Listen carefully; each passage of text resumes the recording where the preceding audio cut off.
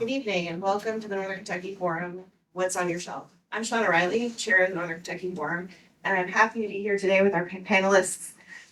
We're also help Norse Media here to help program or help connect us to the outside world. For those of you joining us online, you can enter your questions. They'll come to my phone and I will ask them on your behalf. We have a lovely series of folks up here. JC Morgan needs no introduction to our Northern Kentucky Forum folks. He has a long history with us, but he does have a bio, so I get to read it to you. So JC is the director, or was the director, retired, of Campbell County Public Library, and was this retired state director of the Dolly Parton Imaginary Library of Kentucky. He began his professional career in 1997 at the Kenton County Public Library in Covington, where he served as the young adult librarian and then public services librarian. In 2000, he became the branch manager for the Independence branch of the Kenton County Public Library. We have a lot of county public library, I'm sorry. JC became the director of the Campbell County Public Library in 2003 and retired in 2023. He was then the first state director of the Dolly Parton Imagination Library of Kentucky. Thank you for being here tonight. We next have Carrie Herrmann, the executive director of the Boone County Library. She leads strategic planning, budgeting, community-facing initiatives, such as this, to ensure responsive, modern library services. A seasoned professional with a background in public service, grant management, and library innovation, she's overseen major building projects and helped launch Kentucky Librarians Unbound. Kentucky Libraries Unbound. I was hoping I did not have stop here. Sorry. This statewide e-material consortium. Carrie is also a graduate of Leadership Northern Kentucky and holds a master's degree in library information science from the University of Kentucky. Next. We have Schroeder. I did not have the latest order, no apologies. The library director of the Kenton County Public Library. During his term as director, he's renovated and expanded the Covington branch of the library, expanded the Erlanger branch, and oversaw the construction of a new administrative center. Promoted a nationally recognized workforce development program at the library, and has established a new library very close to here in Latonia. He serves as president of the board of the Friends of the Kentucky Public Archives, treasurer of the Northern Kentucky Workforce Investment Board, member of the University of Kentucky Libraries National Advisory Board, board member of Covington Partners, and executive committee of Kids Voting Northern Kentucky. Thank you for being here. Next, we have Brianna Marshall, the dean of the Steely Library at Northern Kentucky University. Her research includes change management, organizational design, and learning spaces in academic libraries.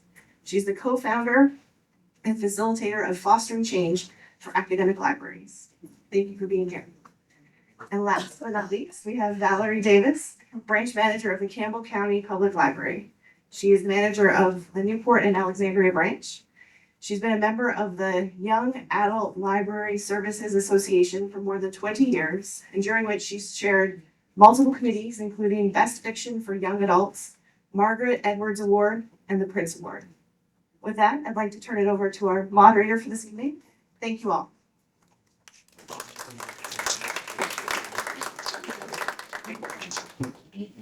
Well, with all that, you've been doing this a long time. So what have you seen change with library collection development and all that? Let's start. What? It's the number of formats that are out there. It's not just books. It's playaways. It's the ebooks. It's streaming audio. It's streaming video. Blu-ray. Then you add the library of things. I mean, it's just exploded what we have right now. I would agree. I think also ebooks and e-audio and all of those things have been a challenge for libraries. We'll talk about that, I think, a little bit later. I think the general public doesn't understand how libraries acquire ebooks and the unfairness of it, but we'll talk about that, I'm sure, a little bit later. That has been a challenge for us.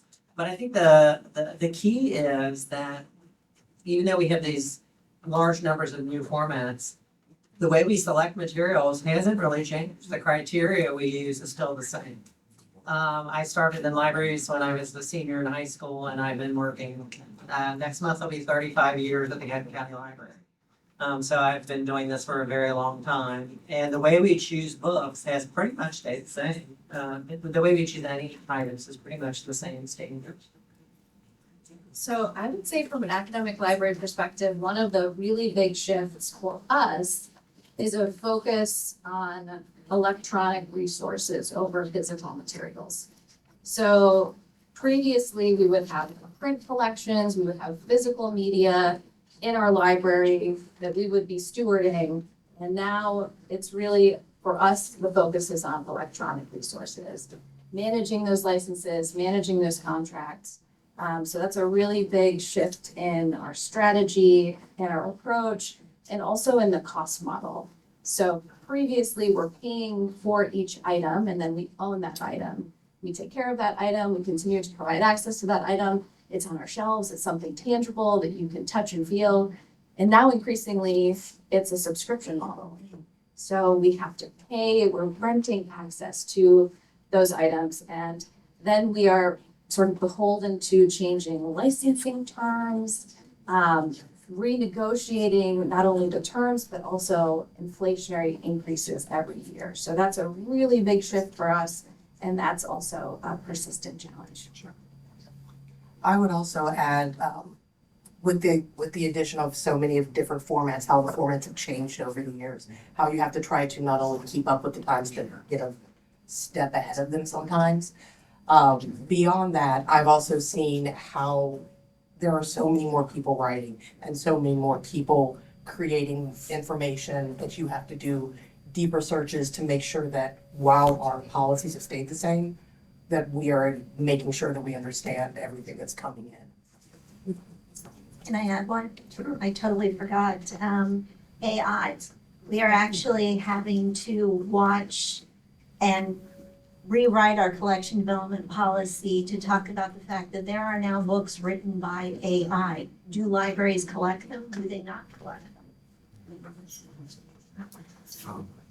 Totally took me down the rabbit trail of self-published stuff.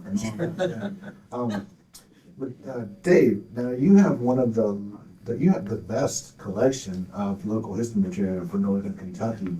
It's an enviable collection. What are the challenges of collecting, maintaining, providing access to that?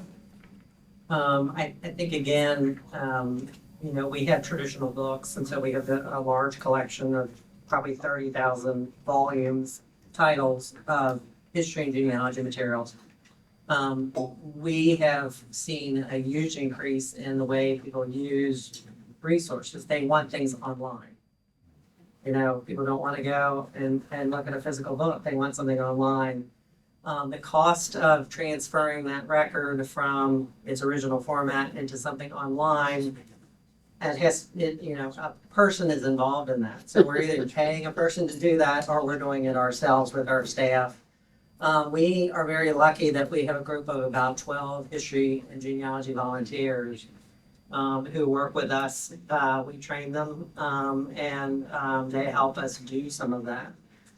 They also help us index. I think one of the things with history and genealogy materials that people forget about is I can scan a whole record book and throw it out there online. It doesn't mean anything to you all unless you can find what you're looking for. So somebody has to go through and index that. Somebody has to physically, index all of those names and all that information. It's extremely time consuming, but it does allow access.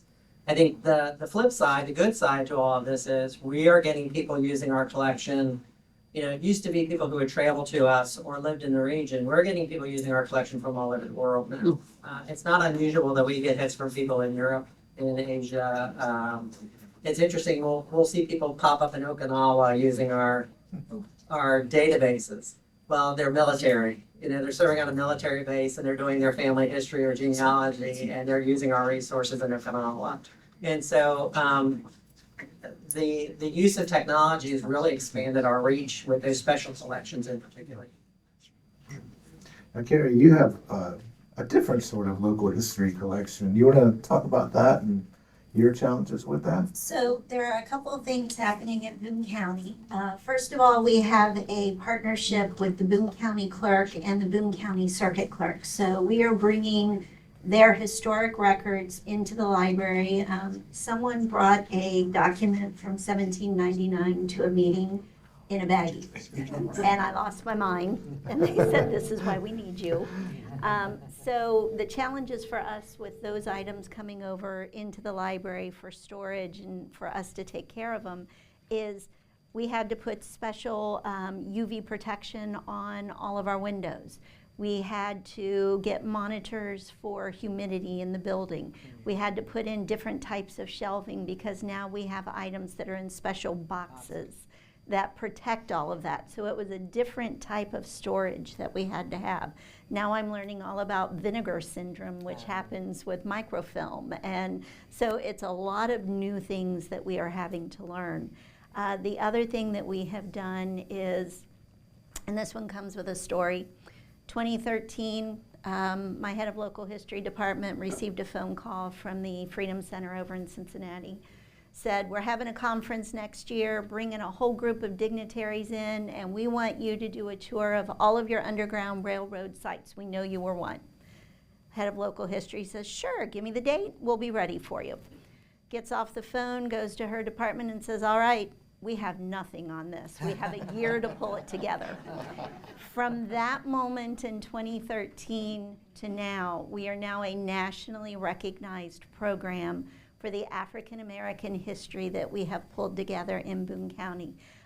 We just last week did a bus tour of sites in Boone County where escapes happened, where we know that there were stops on the Underground Railroad where they crossed to freedom.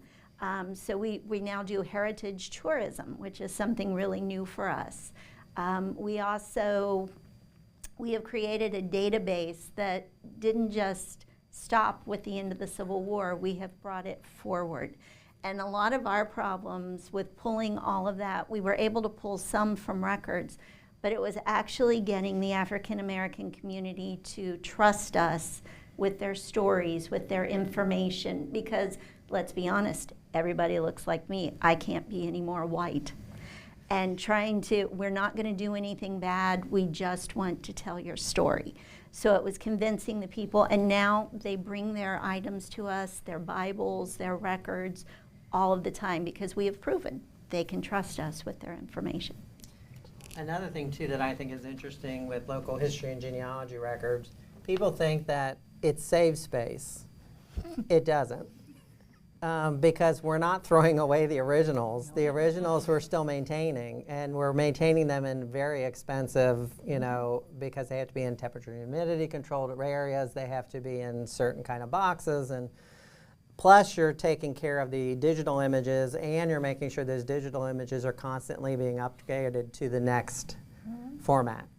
So I have stuff on floppy disks that have gone to the hard disks, that have gone to CDs, that have gone to DVDs, and now are in the cloud. So, but the original is still sitting on the shelf because we're not throwing away the original. So the space issue that technology, people think has saved us space, really hasn't. It's just given us other opportunities to get our word out. Just because I'm a librarian and being in sequence is important to me. So I'll skip Valerie for now. I'll go to the next question with Brianna. University libraries have so many challenges. And especially providing research materials, and as Carrie mentioned, AI. How are you guys meeting those challenges? That's a great question. So, of course, I talked about electronic resources, the subscription model, some of the challenges with continuing to provide access with increasing costs. So that's something we think a great deal about. But we also recognize that our primary community and user base, it's faculty, it's staff, and it's our students. And their academic needs are changing. So one of the things that we really focused on hand in hand with sort of the infrastructure and the management of all of these different contracts and licensing terms is really making sure that we have a good foundation, a good, strong relationship and active engagement with all of those academic partners on campus. So we have an annual process where we go out to all of the departments and we meet with them and we actually share for their core collections, for their electronic resources, physical collections, the things that they need to power their teaching and research, that we're aligned on what those are, that they can see, they have that visibility into how they're being used. So that's also a focus in addition to kind of the sort of technical management of all of those different collections. Very good.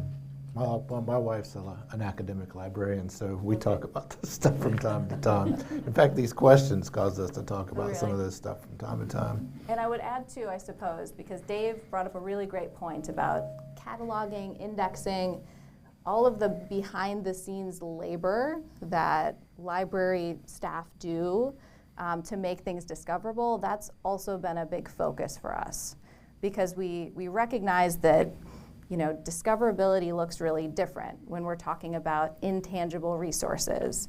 So the library, the academic library, as with my public library colleagues, we're not just simply a pass-through for this electronic content. There's so much work that has to be done to configure the systems so that someone can go in and can find what they need. So we've been focusing on how do we help people understand what is within these various databases, what format of media is this, a streaming service, what kind of content can they get. So that's obviously a big focus for us, and then that manifests in a lot of different ways through learning objects that we create in partnership with our teaching faculty colleagues that students see so that students can understand how they can navigate using our library resources. And I could speak to AI too. I don't want to take us too far afield if we're talking about that later, but Up to you. okay, I'll talk about AI now. So certainly in the academic library, we are information literacy experts. So our job is to help students navigate, understand how to identify credible resources, how to navigate this information landscape that can be really tricky, how they can find credible scholarly resources, and how they can use our various systems to do so. So AI, understanding AI is really just an extension of that. Of course, it's shaping our world. It's shaping all sorts of narratives about all of the ways that it's changing the way that we approach things and information work and information systems. But we've been doing a lot of work internally to make sure that our library team is sort of staying abreast of this, is feeling comfortable with AI, and is really ready to help our NKU students be good, responsible, critical users of AI because they're already, they already have generative AI tools that are right at their fingertips that they can use. They have AI that's popping up now in our scholarly resources, functionality that we're tracking across all of the different databases and resources that we provide access to. So it's not something that can be ignored. We wouldn't be doing a very good job if we were ignoring it. But as many, many, many decades of library professionals have done, we're taking it in stride, we're leaning in, and we're making sure that we are right there to help them be critical consumers and understanding of AI. And I think we think of AI as just being the written word. We're finding more and more examples of audiobooks where there's no narrator. It's a computer reading the book to you in a very natural voice. And so as librarians, we're like, well, there's a creative class out there that makes their living reading materials. There's a whole workforce out there that's their job. They're trained actors, they're trained vocalists. And so we have decided in our system that we're not buying materials that are 100% AI produced in that regard. And if there's just a small portion of it, it's very clearly marked in the catalog that parts of this were AI generated, because we don't want people to think that, you know, this is a human being's work when it isn't necessarily a human being's work. AI is very fascinating, and it's also very scary, all in the same, you know, it truly is. I mean, when you can see what AI can do, it's fascinating. But we as librarians have always been balancing new technologies and the ethics of that. And what does that mean? And what does that mean for not just libraries, but for us as a society? And so this is going to be a challenge for us moving forward. That question would have been covered later on, and I was going to do an intro to it. I was going to say that my wife and I are going next year on a trip to Maine, and so she took into ChatGPT. She put in, we want to go to Maine from Cincinnati by way of Niagara Falls, end up in Arcadia National Park, come through Boston, and come back to Cincinnati in 2 weeks.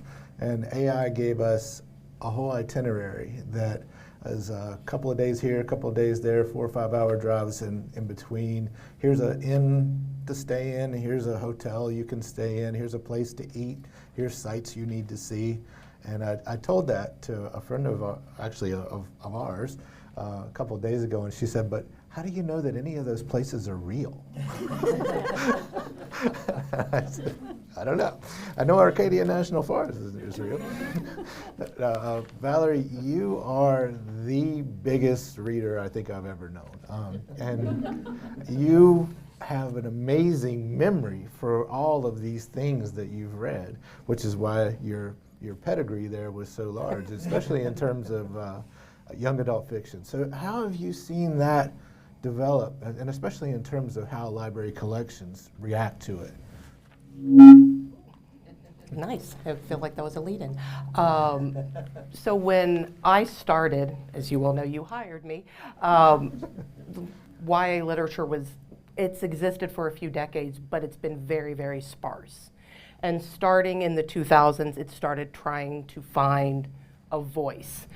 And that was when kind of the beginnings of true YA literature were starting. And it was trying to find what it was, which I've always thought worked perfectly because teenagers are trying to find out who they are.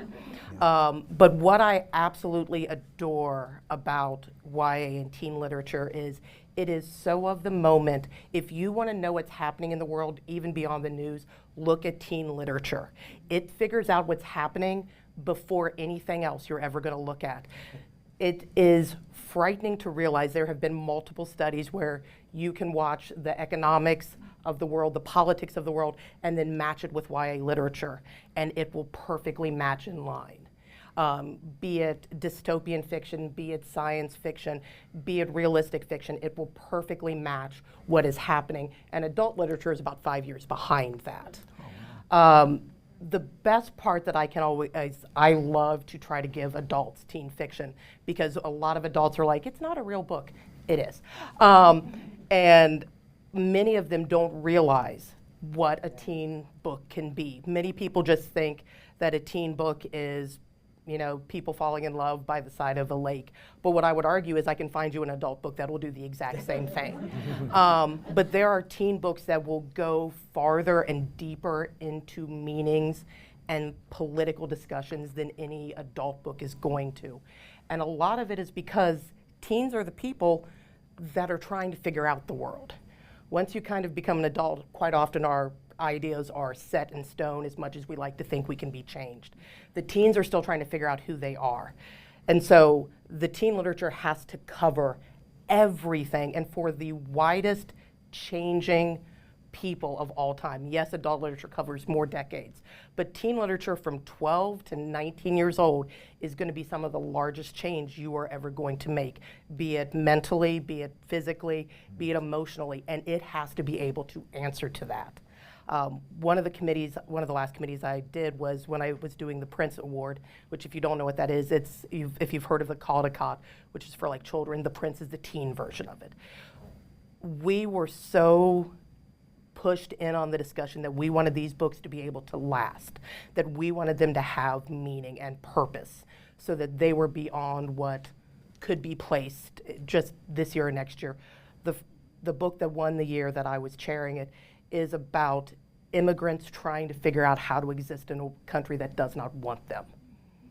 We had a nonfiction book, which was the first time that a non-narrative nonfiction book appeared on that committee, that was about how animals, by and large in the animal world, there's homosexuality in animals and what that means to people.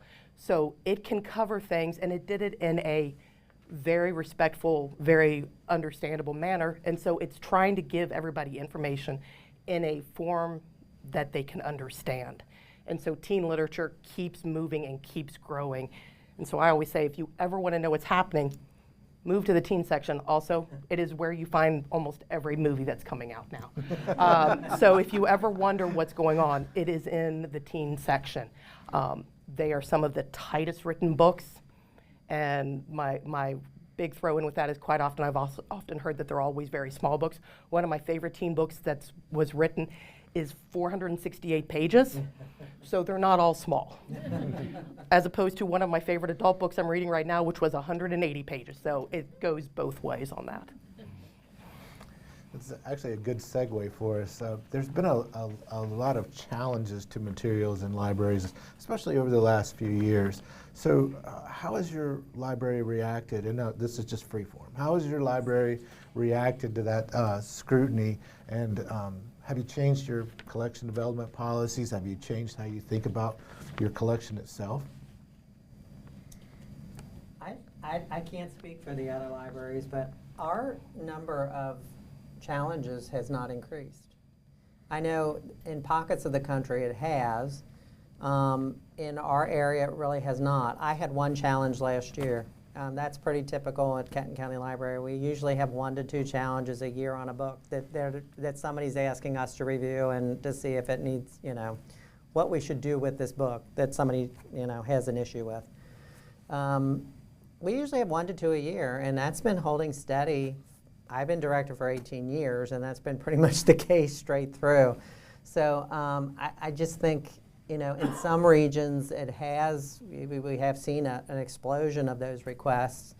I'm not aware of that happening in Northern Kentucky now. I'm not going to speak for the rest of you, but. We had 4 in 1 year, and that wasn't last year, that was the previous year. And that was a lot for us, because until we had those 4, we hadn't had any for 2 or 3 years before that. And then it died off again. So we have colleagues in different parts of Kentucky who have been hit by a large number of requests to pull books from the shelves. But we've been lucky here in Northern Kentucky. Just knowing that this wave was coming, that it was out there in different parts of the country, that it was in different parts of Kentucky, we looked at our collection development policy, and we didn't change the substance. We are still collecting. When a library collects, we should reflect the community that we are serving. So we are still collecting the books that reflect our community. What we did change is we put reviewing a statement of concern about a book is not a primary job. It's one of those other duties as assigned. So what we did say is we will only review 1 item at a time. So if 3 or 4 come in at a time, we will do 1, and then we will do the next one. We won't do them all at one time. And the other thing that we changed is that we will only formally reconsider a title once every 18 months. So if someone turns one in and then 6 months later, we are not going to review that title again because it's already been through our process. But those were the only changes we made. And I'll say, fairly similar to what you just shared, we're also guided by a collection development policy. I shared before that, unlike the public libraries, we have a sort of a narrower community that we serve. We serve our NKY community, our faculty, our staff, and our students primarily. So we do have a reconsideration policy and a workflow should someone within the bounds of that user community, wish to challenge a material. That is not that is not something that's currently happening. We, again, really focus on engaging closely with our campus, on being available, on being, readily connected with them so that if there are questions that they have, if there are concerns that they have, that we can talk about those. And we're regularly talking about all of those things already. I'll also add that Banned Books Week is right around the corner. I think it's in 2 weeks or so. So at Steely, we celebrate the right to read. We partner with our Department of English. We have a Banned Books readout, and I see some people here who have been to our Banned Books readout. We kick things off. We read some passages or some excerpts from banned books. We have students who engage in that. So we really think that that's important visibility to bring to the variety of materials that might be censored. We haven't changed substantially the way that we handle challenges either. I feel like I shouldn't turn my head. Which I think goes to the respect that the policies were given in the first place of that we are there for the community. We do have a line that says, inclusion in our collection does not mean that the library is endorsing this material, which the library is for everyone, so there's going to be something there. But I think the fact that we have been able to stay so consistent on the way that we deal with challenges says how prepared we have always been, and we always try to be. Just speaking to the history of us working together, Carrie actually wrote the collection development policy originally for the Campbell County Public Library before I ever worked there.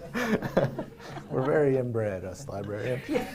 I have worked for Kenton and Campbell and now at Boone. So streaming services have definitely changed the usage of libraries, particularly in the area of movies. How are our libraries reacting to this instant gratification society that we have? You want that one?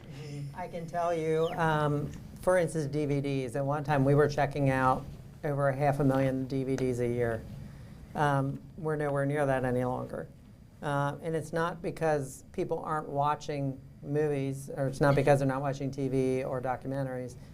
There's so many other options out there besides a DVD. I don't have a DVD player in my house any longer. I never used it. It was a big paperweight under my TV.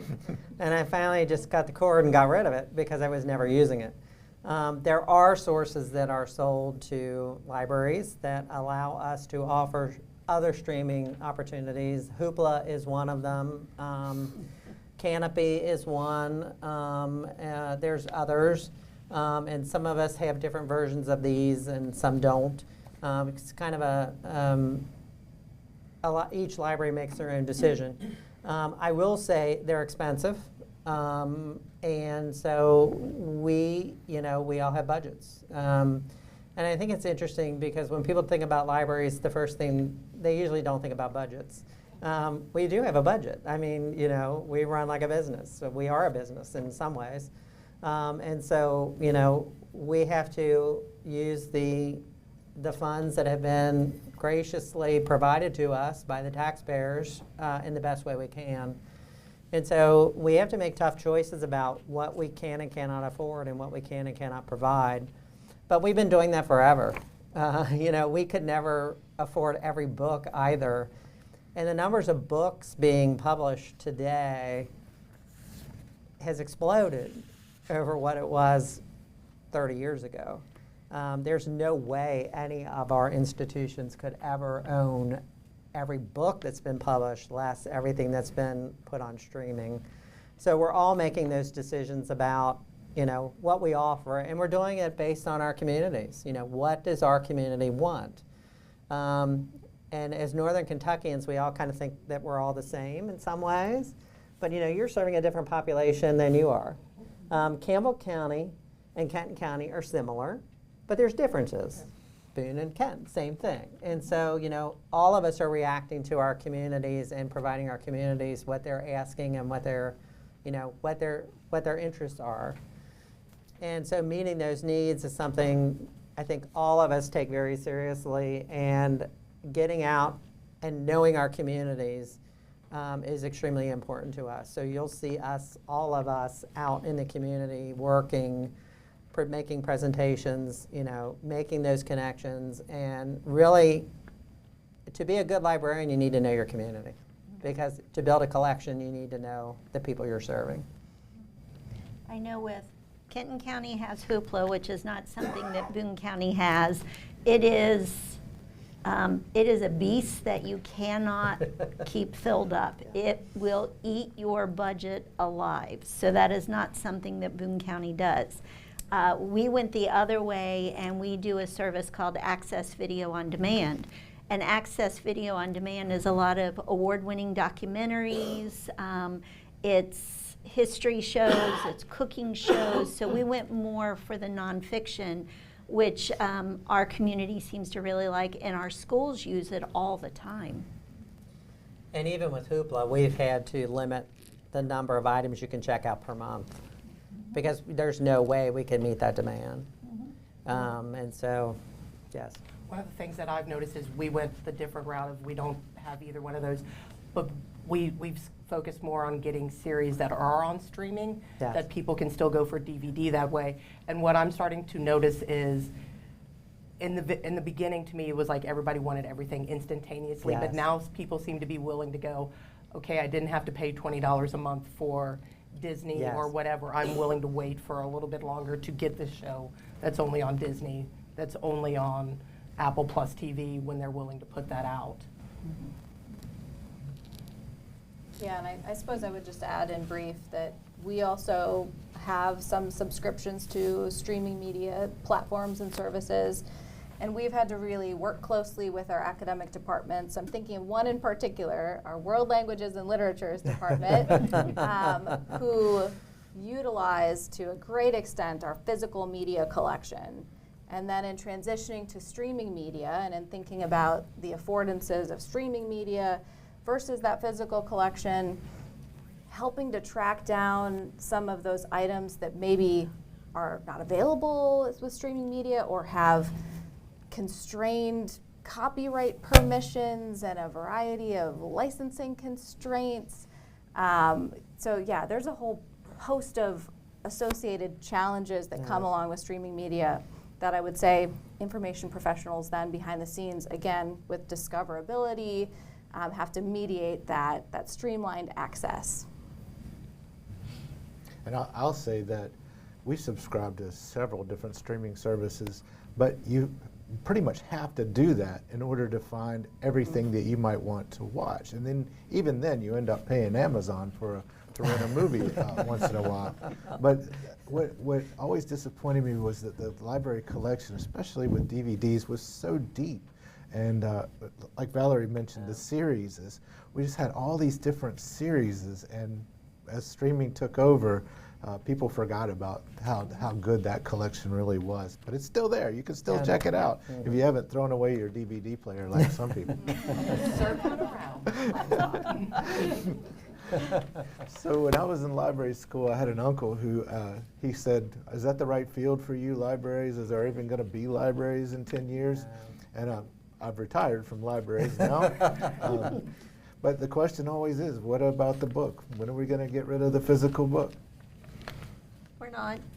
I mean, I'm just going to say right now, we are not going to get rid of physical books. There is research out there talking about the teens. Yeah. They spend so much time online at school, they do not want to read an ebook. There is research that shows there is a difference between how people comprehend an ebook versus a physical book, especially differences between fiction and nonfiction. So, no, I don't think that the physical book is ever going away. I can remember the first library science class I took. It was in the 1990s. And it was about information in society. And we had to read a book called The Paperless Society. Oh, yeah. and they were predicting it was 10 years away. Well, here I am. Our print circulation at Kenton County Library is up. It continues to grow. Our e-circulation is growing quicker, but our print circulation continues to grow. People are continuing to read print books. And as Carrie was saying, we're seeing a resurgence, particularly among young adults, but I think people in general are just tired of screens. You know, you're staring at a screen all day if you're working. You know, I mean, there's very few jobs that you're not using a computer some way, shape, or form. And so I think people are looking for alternatives. And an alternative is, you know, a book. I kid this, but I think there's some truth in it. I think teens have gone back to paper books because their parents have gone to ebooks. And teens will never do what their parents want, you know. They see their parents doing something, they're going to do the opposite. And I say that and I always get a laugh for it, but I think there is truth to that.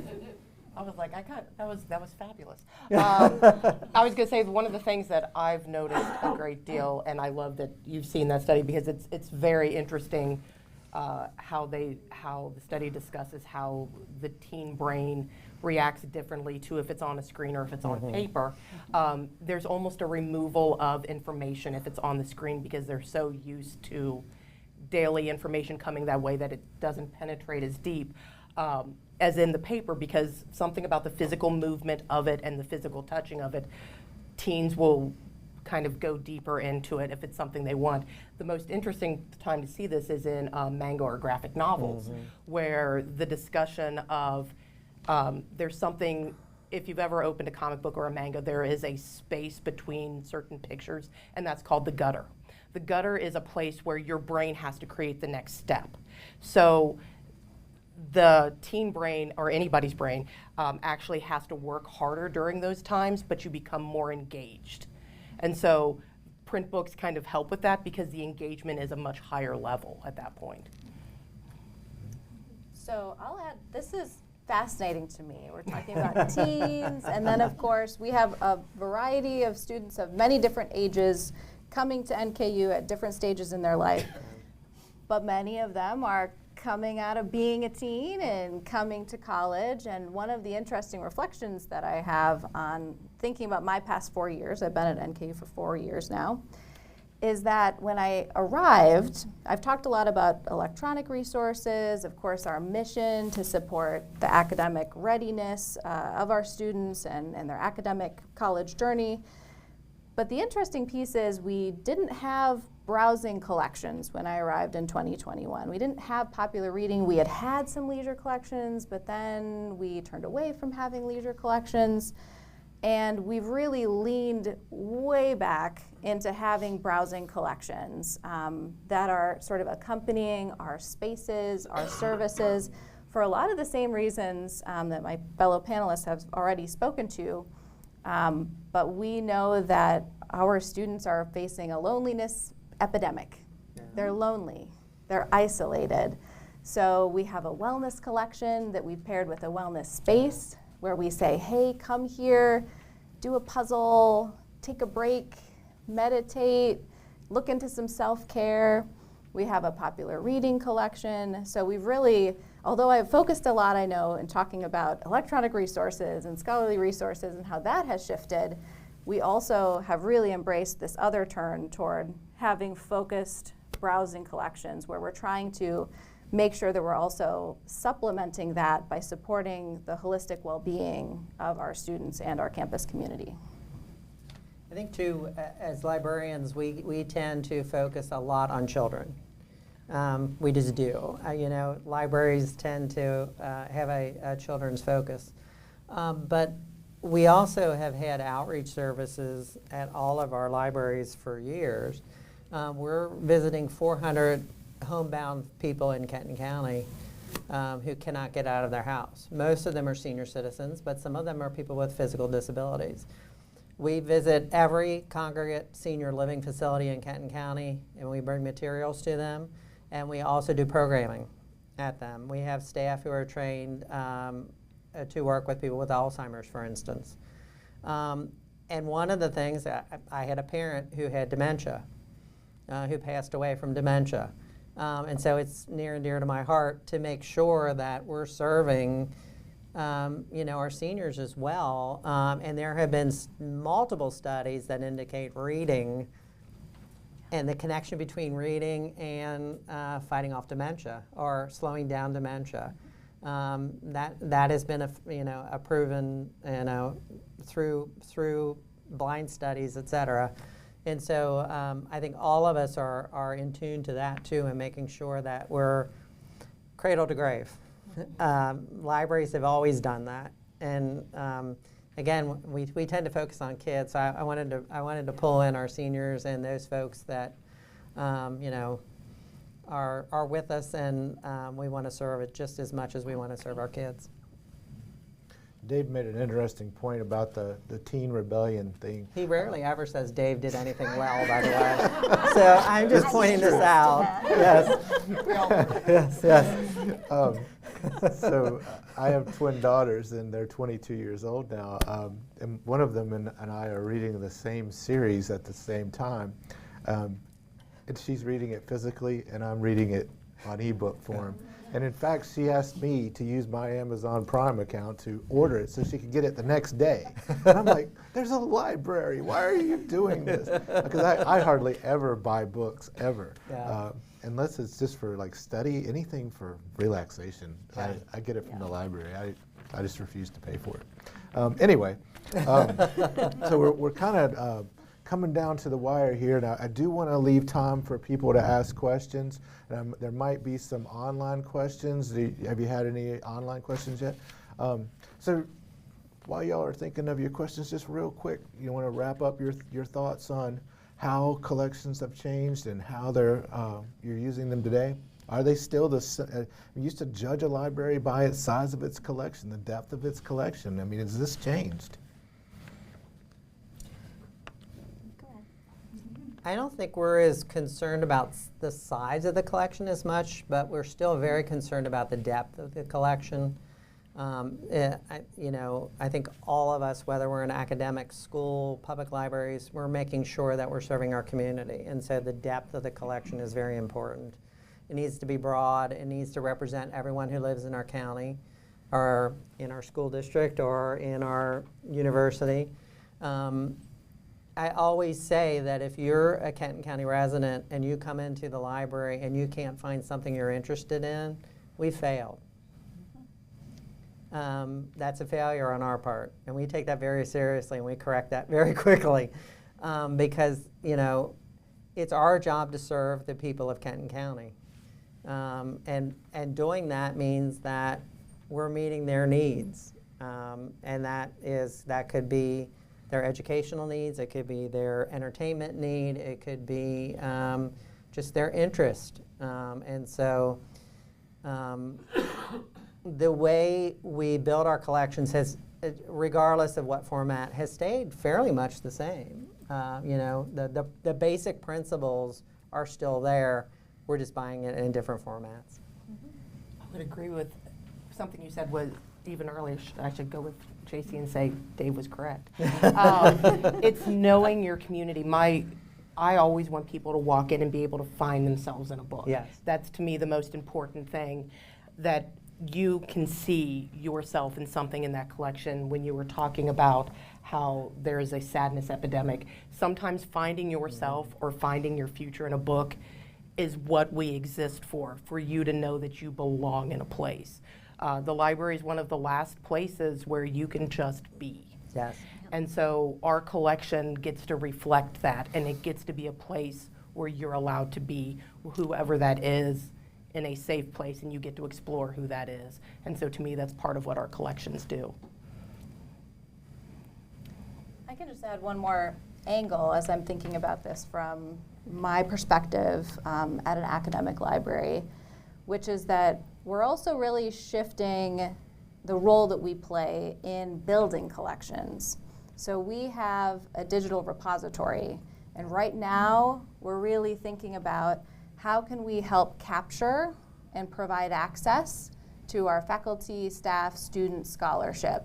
So really shifting the role that we play right now in the existing scholarly publishing landscape to still, provide access, of course, to items that are published, by other means, but also supporting the infrastructure ourselves so that we have a little bit more agency, more power in being able to open up that access, which is ultimately a really important disruption. So we think about that with our digital repository. The other area that's sort of adjacent and has a lot of parallels to what we've been talking about today, that my library has been quite involved in leading efforts related to open educational resources. So in a similar vein to the publishing system, the textbook market is really broken, and students are paying a lot of money for textbooks.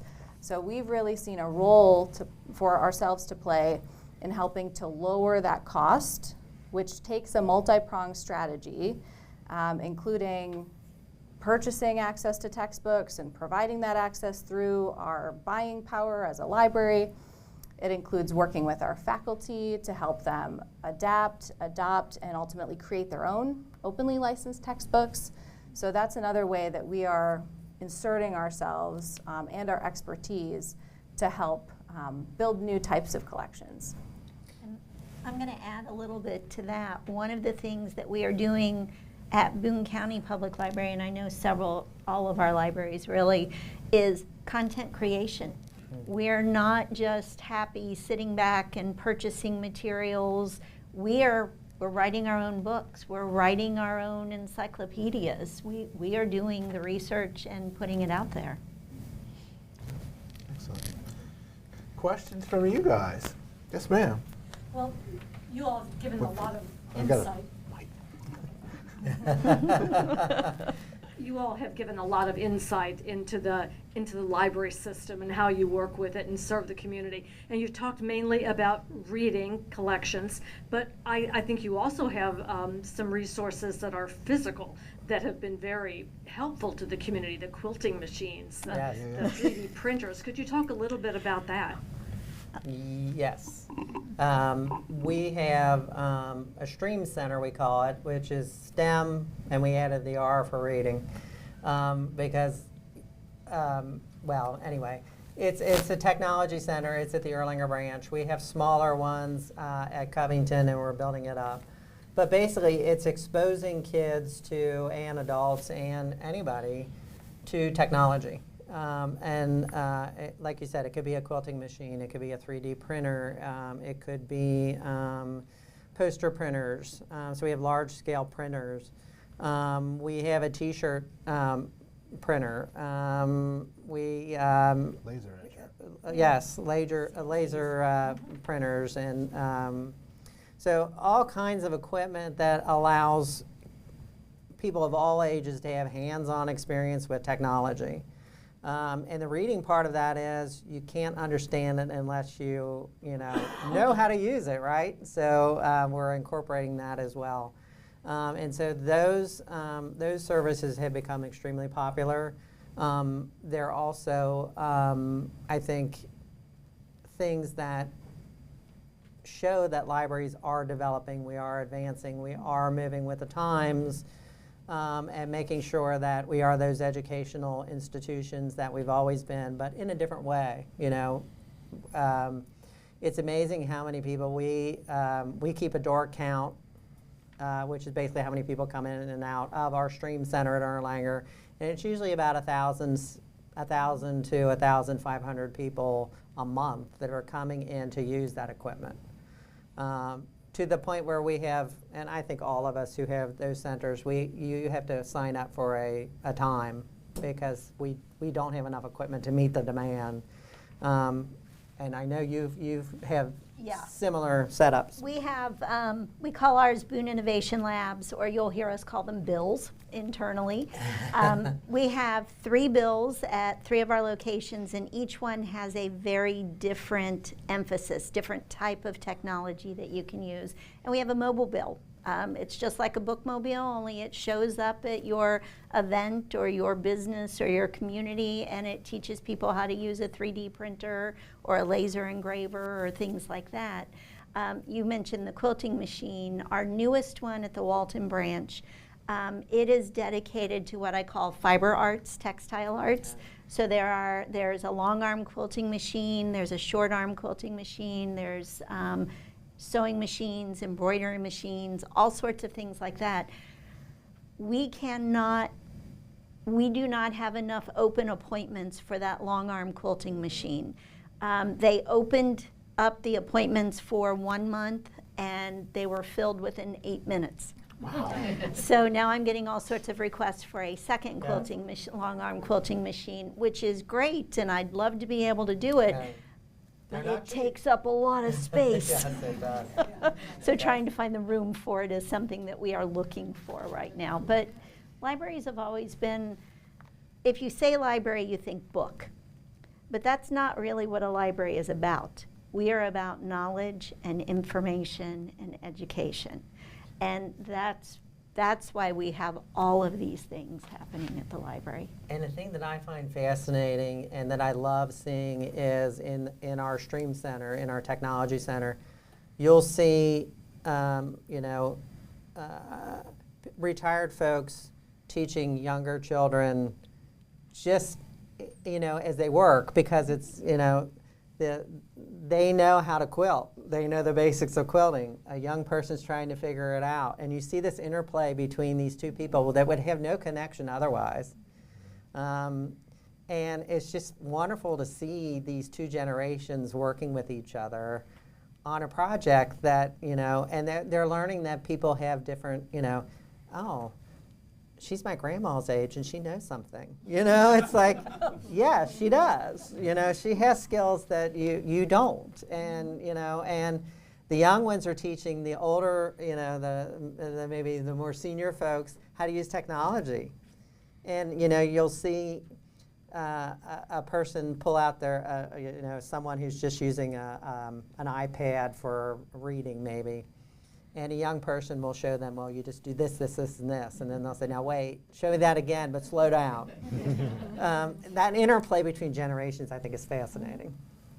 And sometimes we have telescopes you can check out, which one of my favorite stories happened at my building, that a parent was checking it out so they could have a weekend with their kid, teaching them different things. So it's sometimes also ways to keep families connected.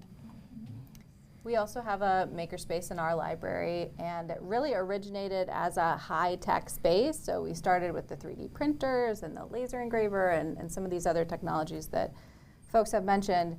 And we've also been transitioning it to low and no tech as well, because we're also finding that it's a good programming space, it's a good space to bring folks together. So our really creative library team has crafternoons and has other programs that are kind of aligned with our overall focus again on that holistic student wellness. So in trying to pair that academic readiness along with the overall wellness. And we found that, the makerspace has taken this has evolved in different ways as we keep having students come in the door and looking for different things from us. You have a question? Yeah. Let's, oh, sorry. So Kenton County was born out of Campbell County. Yeah. If you're doing history research on some records, sometimes they'll say, well, you have to go to Campbell County to find those. Is there any effort to link digital collections between the different libraries? There is some. I will say this, many of the records, the official records, are held by the county clerks. And our ability to have any control over the county clerks is very limited. We're two separate entities, and so we work very closely with our county clerk. She's wonderful, Gabe Summy, and she's been very helpful to us in allowing us to digitize and make records more accessible. So we are working with our clerks to make some of those things happen. It's the world of local history and genealogy I know this is going to sound weird, but it's true. It's competitive. Because institutions or groups become very territorial about their collections, more so than they do about a collection of fiction. And so we're slowly breaking down some of those barriers. It's going to take a little while longer. You know, when you think about people who, and you know, I hear people in Kenton County say they haven't been in Campbell County for, a long time, or people in Campbell who haven't crossed the bridge to Cincinnati. I mean, we hear these stories all the time. I'm like, what do you mean you've not been in Cincinnati? But it happens. I mean, people are we're very parochial in some ways in Northern Kentucky, where we're very connected to our little world, right? And so breaking down those barriers is sometimes difficult, but we're trying. There is one other issue, and we ran into this. I mentioned earlier that we've got an MOU in place with our county clerk's office to bring those items. This actually took our legislature and the Kentucky Supreme Court to get involved because there are all sorts of records retention laws and who owns it, who has access, where's it stored. There was a whole bunch of stuff around that. So we're actually, we're a pilot project for the state in how this is working out, and we're creating kind of the method for how this happens. So it's not just we're territorial, there are these laws that get in our way. Yes. And I'll say this too about that question while we're getting the mic across the room. The Campbell County Historical Society has our things, and libraries all across the United States owe a lot to these historical societies. Absolutely. Just volunteers doing what they do, loving their communities. Yeah. And so it's great when you have a library that has the resources like that, but it's a lot of these volunteers' work that's made this stuff possible. It's wonderful. And just as an example, our history and genealogy program grew out of the founding of the Kenton County Historical Society in the 1970s. They made a very concerted effort when they started that they would archive all their materials at the library. So they didn't start a separate institution to house things. They just partnered with us immediately at the start, which made it so much easier. Mm-hmm. Yes, sir. I have two questions. The first one is, how do you handle quote unquote dying media? You probably don't have a big collection of 8-track tapes anymore. Zero. Okay. Well, that's good, I guess. But how do you handle that? When do you decide that, oh, we're no longer going to do vinyl records, and then as soon as you do that, vinyl records become popular again? Yes, exactly. Yeah.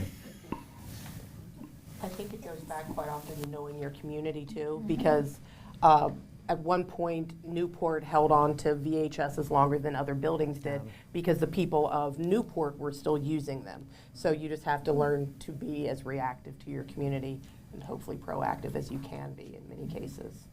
We watch those circulation statistics, and as we start to see things drop off, we will a lot of times, all right, let's get rid of any duplicate that we have in the system. So that makes it smaller and shrink down.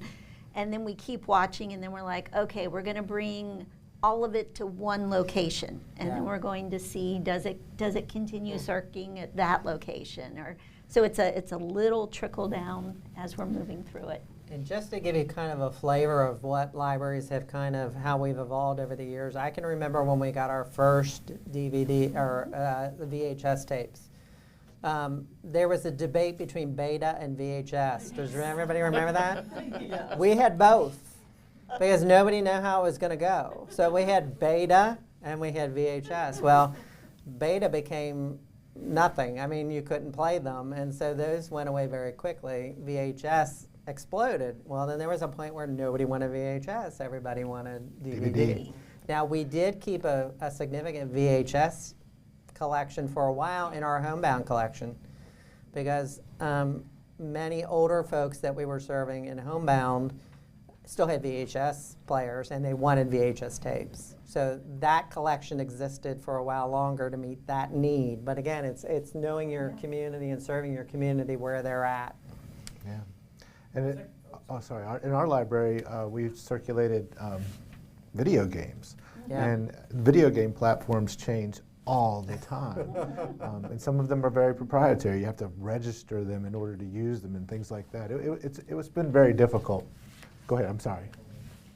So I assume there's bookends, like you buy a piece of beach fiction and you have this expectation it's going to be hugely popular, it's going to be checked out every day for the next 10 years. But so that would be wildly successful, great purchase.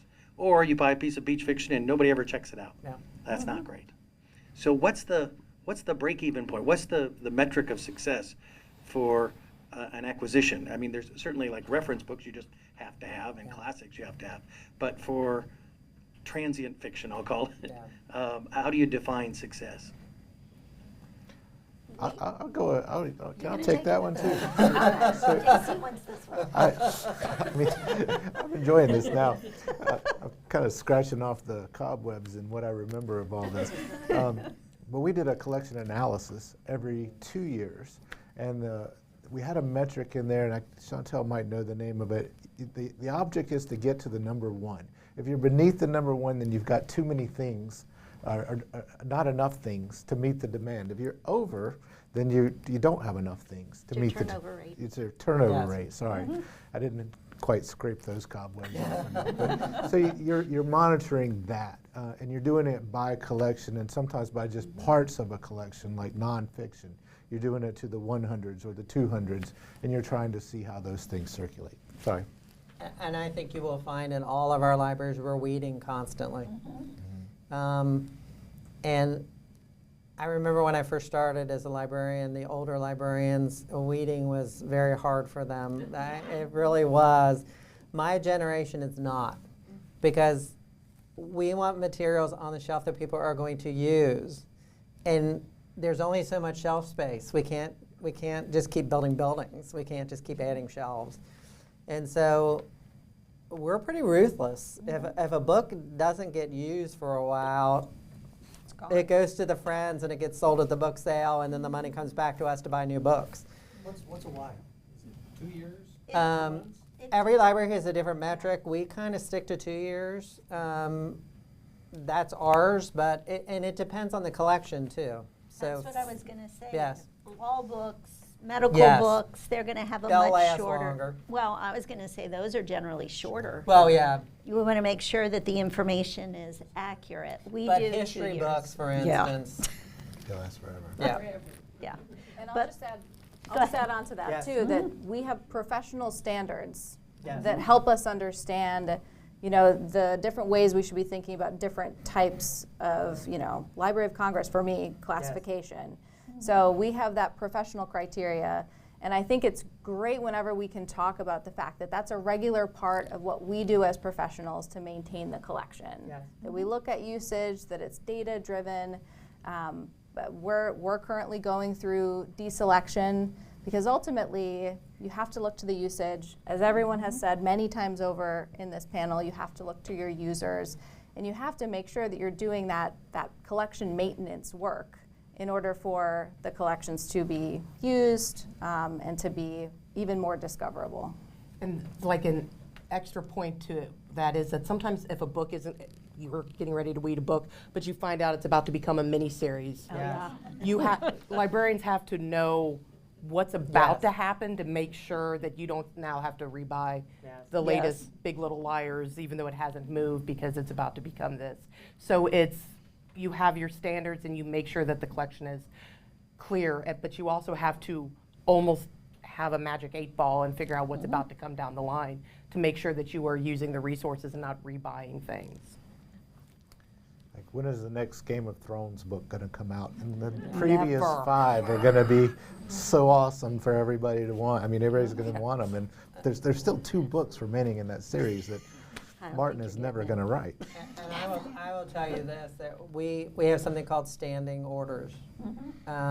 So James Patterson, anything that man writes, we get X number of copies of it. It's on a standing order. We don't even physically order it.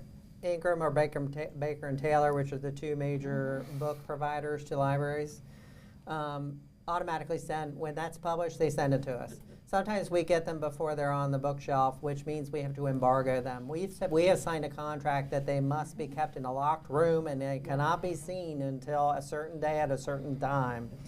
But then there's other things that we have to make decisions about. You know, yeah, we're always going to buy James Patterson. We're always going to buy John Grisham. We just are.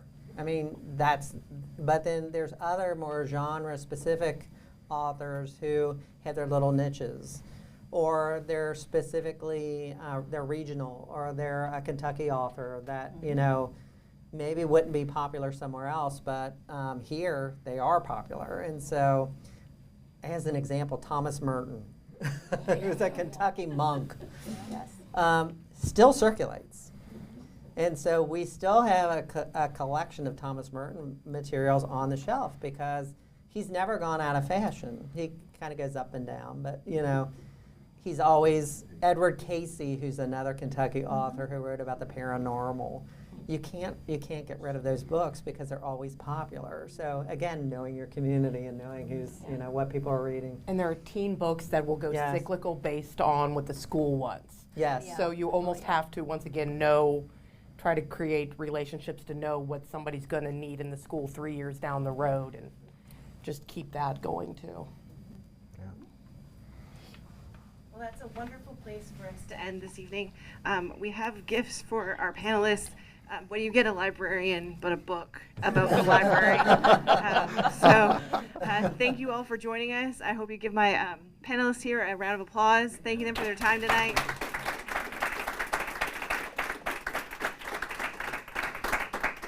If you enjoyed tonight's program, we have another one November 6th on street safety, thinking about the 4th Street Bridge and all the things that accompany that. We'd love to see you back. And the cards you receive should have that information on how to connect to that information. So thank you for joining us. Thank you for those who joined us online. Good night.